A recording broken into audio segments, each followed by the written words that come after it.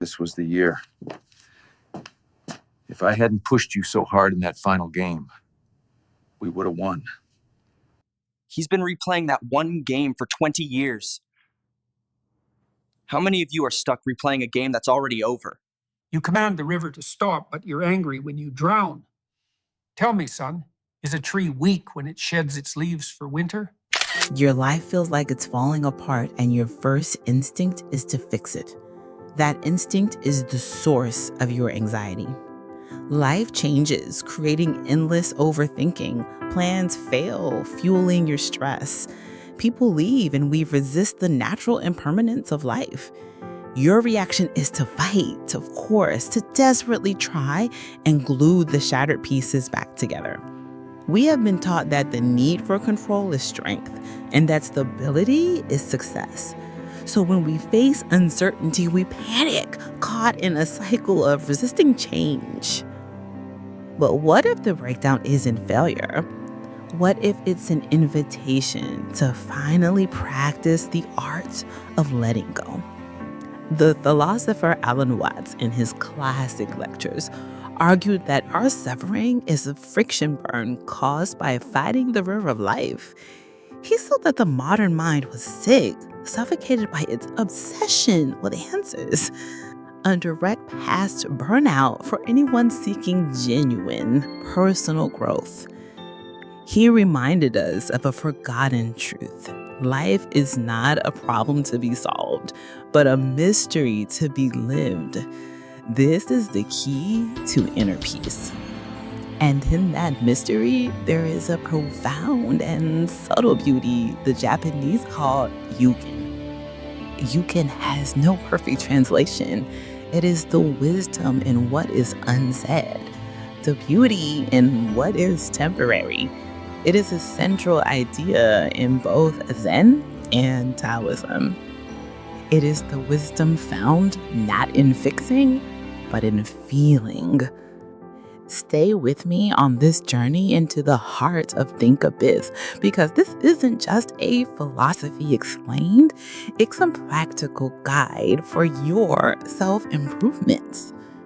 And you may discover the life you are so that's really trying to control was never yours to hold on to. There is an old story, a classic of Zen philosophy, about a master who owned a beautiful ancient vase.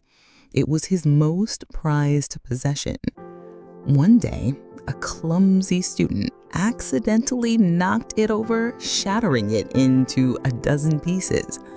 The student was terrified, certain he would be cast out. He gathered the pieces and, trembling, presented them to the master. The master looked at the shattered pieces, then at the student. He did not yell, he did not despair. He simply said, "Good, now it can begin." The master then painstakingly put the vase back together, but he didn't hide the cracks. He celebrated them. He filled each crack with golden lacquer, an art known as Kintsugi, or golden repair. The restored vase, with its web of golden scars, was considered even more beautiful and valuable than before. Why? Because the cracks told a story. They honored its history and its journey through impermanence. This philosophy teaches that an object's breaking is not something to hide. It is part of its life, a key to its finding meaning. The breaking was not the end of its life. It was the beginning of its true beauty. We are that vase. Life will break you. It will crack your plans, your relationships, your identity. And our programming screams at us to hide the damage, to present a flawless surface to the world, just like every other filtered image we see online. This resistance is not the path to self-improvement. We live in terror of our own cracks. This is the sickness Alan Watts diagnosed. the obsession with an idealized, permanent self that does not exist. We live as if we were statues terrified of the chisel of time, when in reality, we are rivers meant to flow and change course. The suffering comes from the absurd belief that the river should stay still. The concept of Yūgen emerged from a culture that understood the wisdom of the broken vase.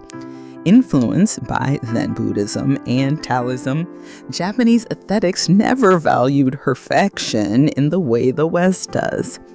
They valued what was subtle, asymmetrical, and transient.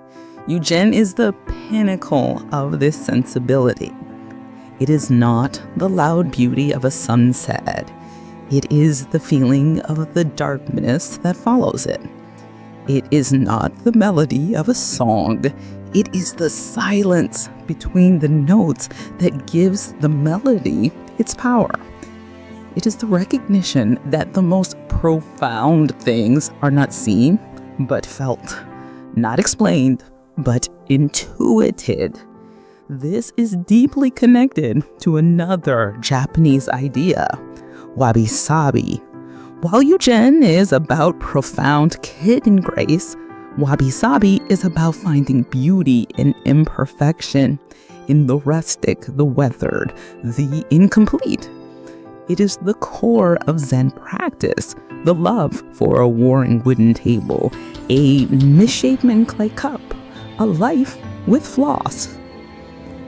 In a world obsessed with data, clarity, and posting every moment, these concepts from philosophy are revolutionary mental models.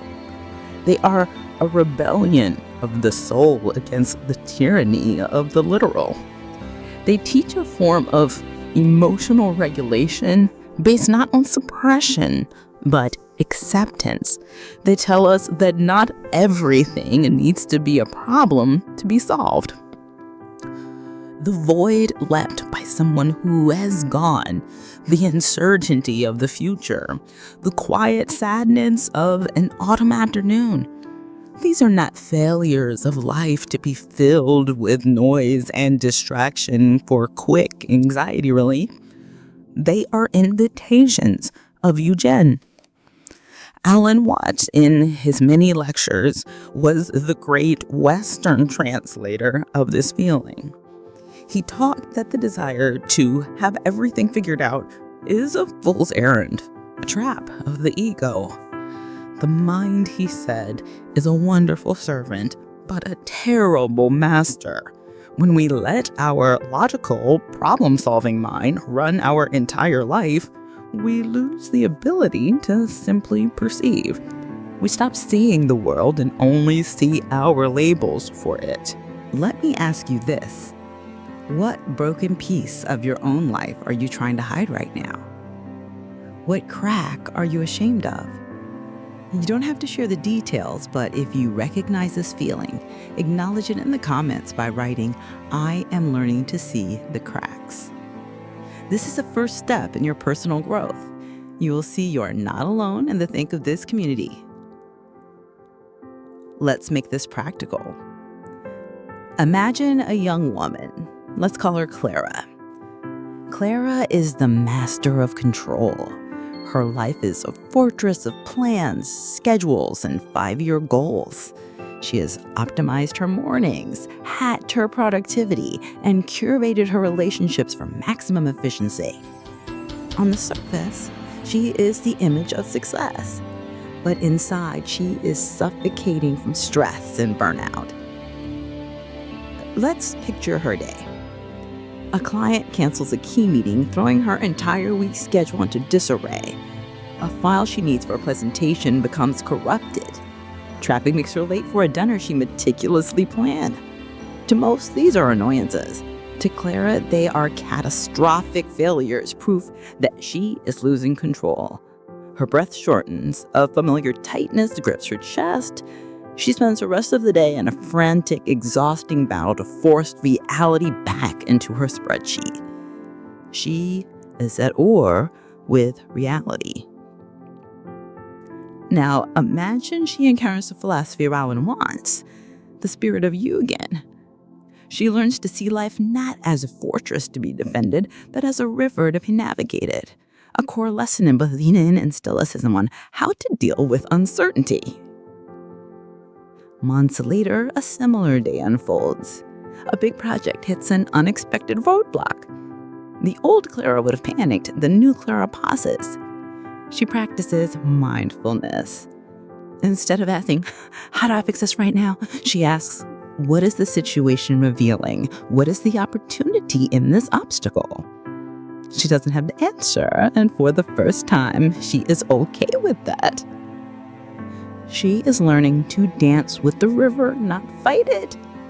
She is discovering that her greatest personal growth comes not from the moments she planned, but from the ones that emerge from the unexpected, from the spaces in between, from the moments she simply practiced letting go of the past.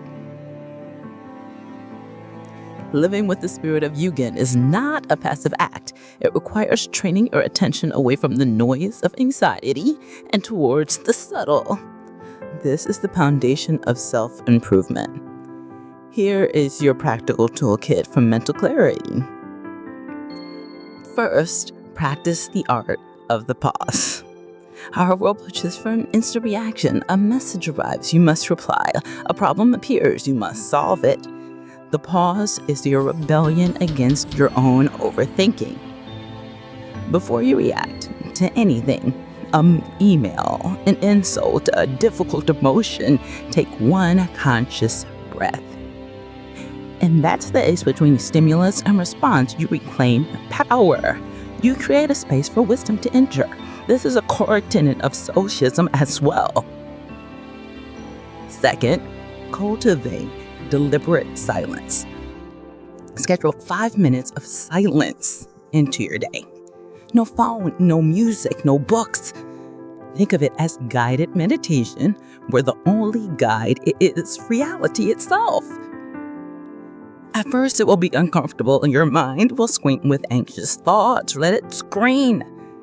Your job is not to silence the mind, but to stop taking its frantic chatters so seriously.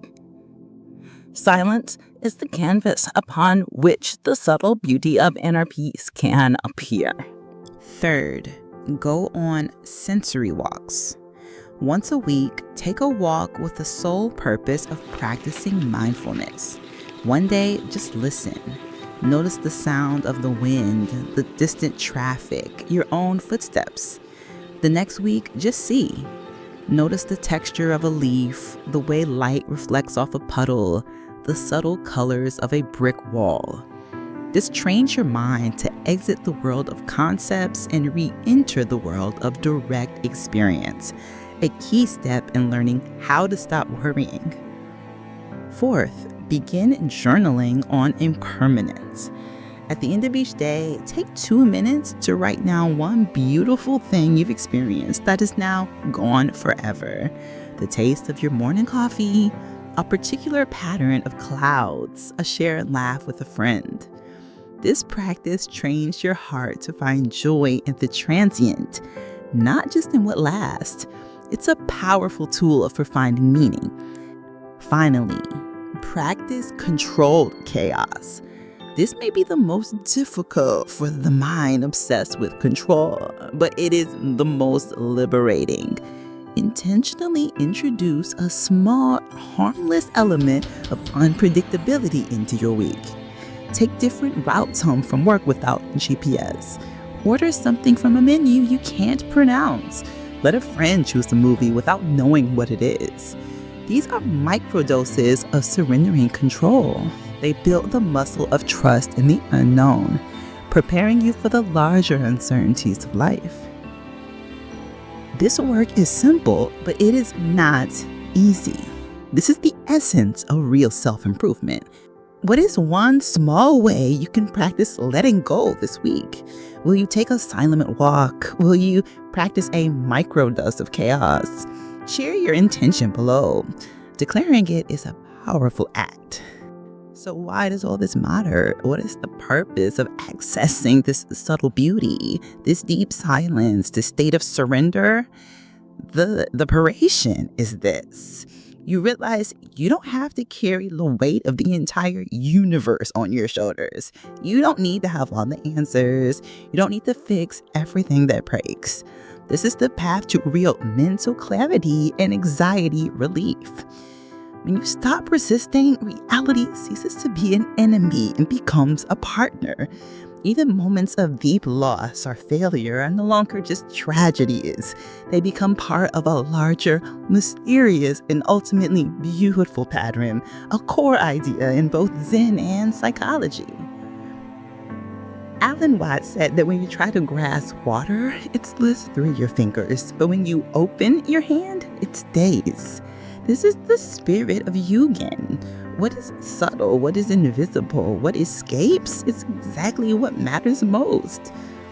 He also compared our anxious efforts to a small boat with a rigid mast in a great storm. The more rigid it is, the more certain it is to be shattered. But a boat with a flexible mast or a simple raft ties together loosely, it bends with the waves of the ocean. It yields the immense power of the ocean, and so it survives. Letting go is not apathy. It is supreme flexibility. It is the intelligence to yield to a force greater than your own ego. It's trusting.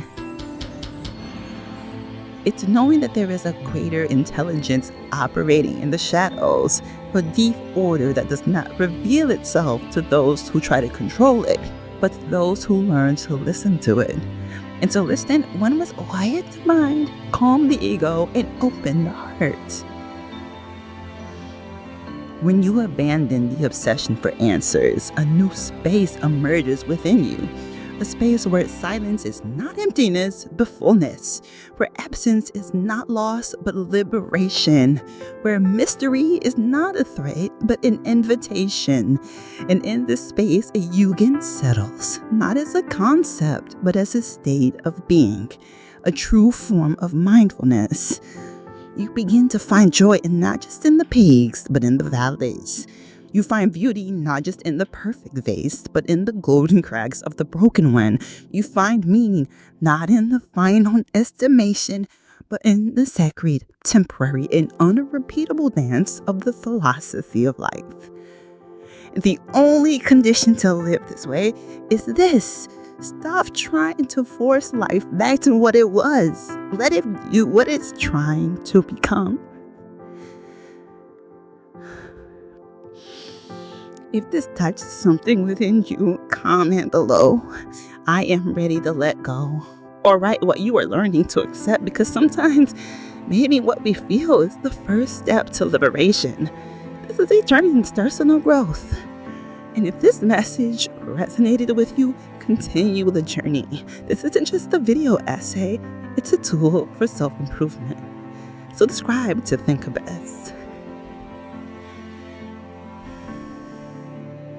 We don't offer easy answers here. We offer better questions. Remember, life is not a goal. It is a mystery in motion. Let yourself be carried away.